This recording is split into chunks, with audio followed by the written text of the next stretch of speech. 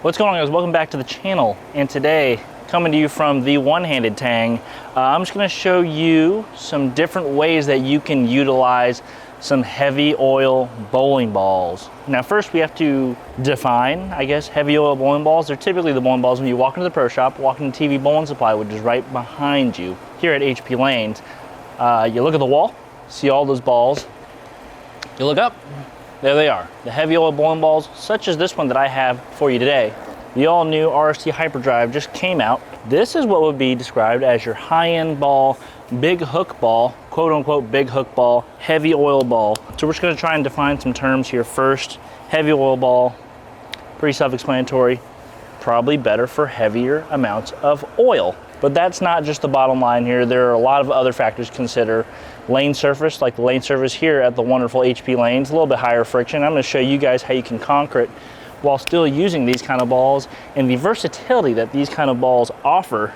But the term big hook ball, people always come to the pro shop and say they want their balls to hook more, their balls not hooking.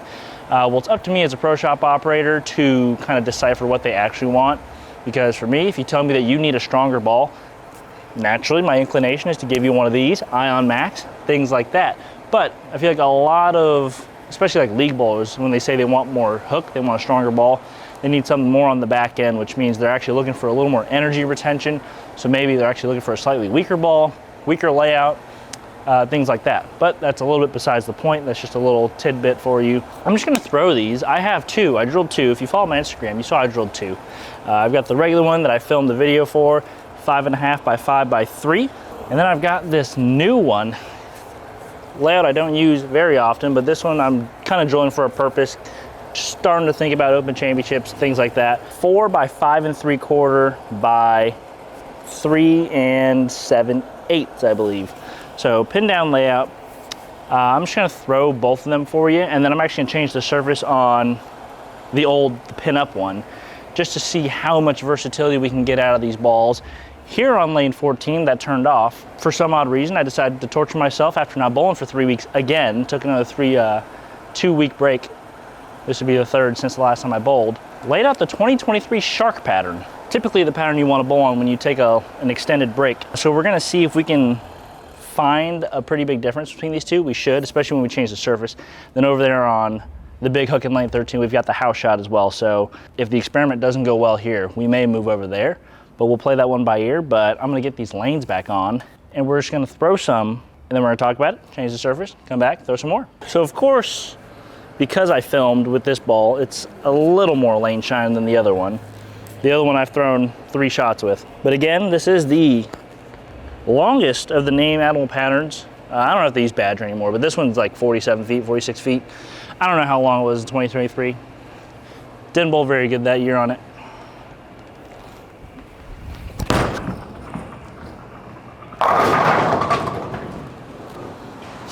As you can see there, it's pretty long. If that's not proof that I'm not bowling a house shot in this lane, I don't know what is. That one's gonna be a little more quick response, and I'm actually gonna cater that one to being more of my leftable RST Hyperdrive. Find that one in the TV Bowling Supply dictionary. But I'm gonna throw a few more just so you can get kind of a baseline of the shape that this ball creates, and then we'll watch the other one, get a baseline there, and then change the surface. And then I'm gonna just try and describe to you guys how you guys can use these balls in more ways than just as your first ball out of the bag type deal.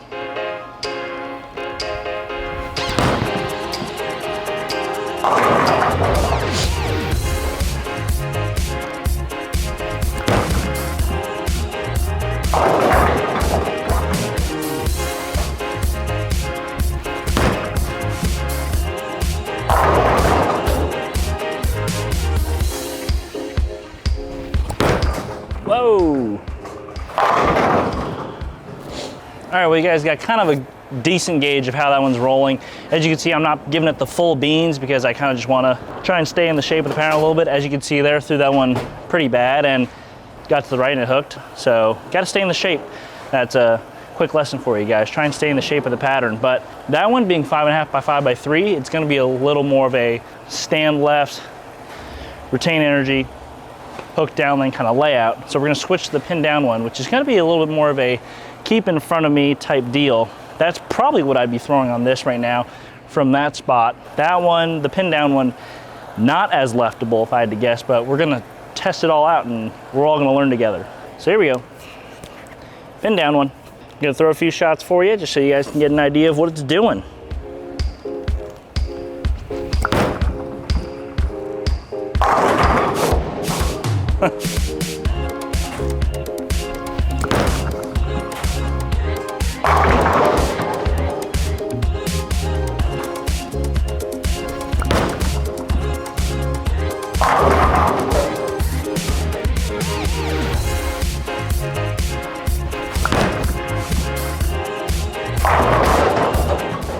So a great example there of the two balls from the same exact spot. This one, because it has the stronger pin by 1.5 inches, which is 1.5 inches, pretty big. And it's got the fresh surface, so it's got an 1.5 inches stronger pin, fresh surface. It's picking up a lot earlier and doesn't really hook down lane too much, which I am discovering as I'm filming this video. I am really liking that one. That is one that I'm inclined to take to a tournament like Open Championships potentially. Use that one with a lot of surface, something I can just stay right with, and it's not going to transition too quick, so it's not going to force me too far left. So I like that. I like that a lot. I guess now it's time to potentially change the surface on the 5.5 inch or the pin up one and see if we get a little more of like a skid flip type deal. I kind of wish these balls weren't, or the down one wasn't matching up so well right now, because typically the shiny big balls, when you shine them up, they work really well on this high friction surface, but I decided to lay out 47 feet, so I can't beat up this lane quick enough to kind of do that, but we're gonna do it anyway, so I'll be back. Okay, I'm back. As you guys know, I'm flying by the seat of my pants every time I film these videos, but I threw one practice shot with this. You see, I didn't really use any kind of polish or compound. This is just a 4000 pad with a lot of cleaner and on high speed spin on the ball spinner. And I like doing it this way because polish tends to burn off a little bit. This feels like it lasts a little bit longer and it doesn't make the balls as jumpy or quick on the back end. So I'm just gonna stay in the same spot and throw it. And then I'm gonna talk about kind of when or how I would use these.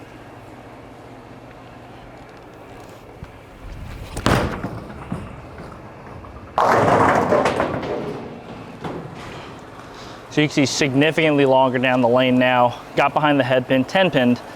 I think we're eventually gonna move over to the house shot there, but we're gonna progressively move to the left with both balls and kind of see what they do, see if we can see the big difference or if I can demonstrate it to you. If not, this is just a waste of you guys' time watching this video up until I get to the house shot where that will make the biggest difference. So I'm gonna throw a couple and then we'll see how it goes.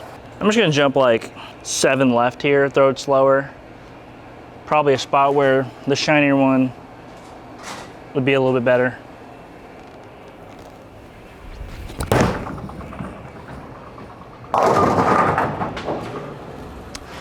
"46, 47 feet is probably not the way to demonstrate this, so I'm just gonna move over there. And welcome to the other lane. This is, like I said, this is just a house shot. So, if you know anything about bowling, house shots, much more friction to the right, typically not where a 500 rev rate like myself would use high-end bowling balls, but when you do something like this to the ball, it gives you that unique combination of it's clean through the fronts because you brought up that surface a little bit, but the transition's a lot slower, so it's something that I feel like I can control a little bit better. Probably keep me a little further to the right. So we'll see. Literally haven't thrown a shot on this lane yet, so no idea how it's playing.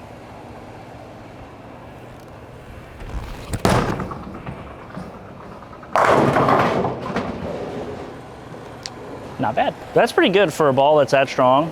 Like I said, that's rotor grips, big, strong cover, asymmetric ball. Strongest cover we make. And I wasn't all that far to the left, relative for me, and lane 13. Wheel, and it almost struck. So I'm just gonna do like I did over there. Throw a bunch of shots. You guys are gonna watch them consecutively. And then you can just get kind of an idea of the difference you can create with the same ball with 2 different drillings and surface prep. Whoa.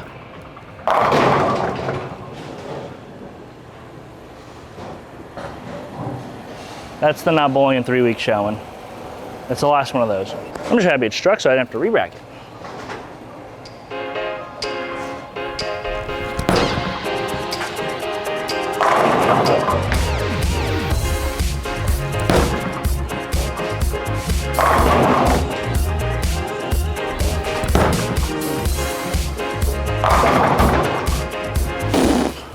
before that shot, I was saying I would be almost inclined to throw that on a house shot, but if I needed to control a high amount of friction, balls like IQ AI, the super kind of flippy balls down lane, sometimes when there's a lot of friction, you can't really control when they hook super well. So you kind of go the other way. You go with a bigger ball and then bring the surface up a little bit. You're not going to get the optimal entry angle. My ball's stuck back there. You're not going to get the optimum entry angle, but you're going to be able to control the pocket a little bit better. I picked that up. You're going to be able to control the pocket a little bit better, and that's ultimately what you want to do, especially when they're super fried, super dry. Scores probably aren't super high. This, or one we really like to do it on, was the idle. The old wet spin 4K idle was kind of a myth and a legend on the tour for a little bit. I think I threw it on a show once. But here we go. The dull down one from the same spot.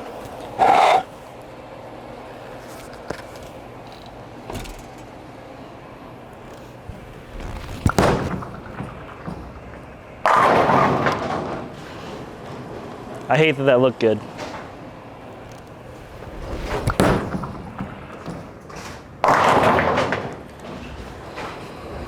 One shank per ball.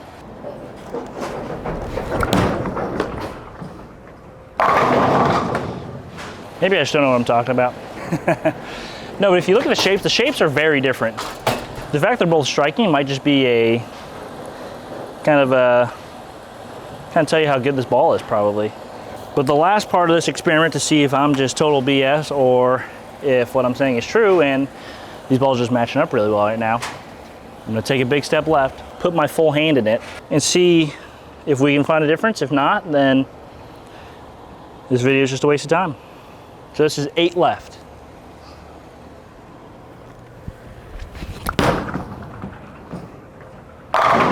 Why does this ball look so good? Well, that was the pin down one. Here's the pin up one in the same spot.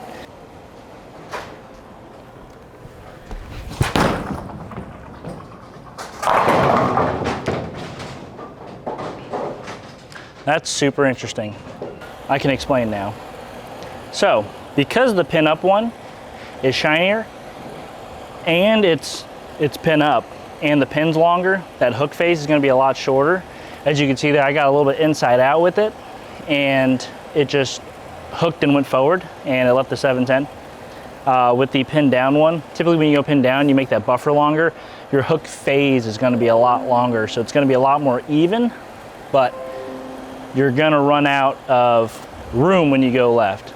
They don't have the response time typically, so it's not really what I was trying to make this video for, but maybe this is just another RST hype video. I don't know if I call this a failure of a filming session or success, but you guys let me know down in the comments. RST Hyperdrive, looking pretty nasty, not gonna lie. See if I can pick this up. If I pick it up, hit that like, comment, and subscribe. If I don't, do it anyways.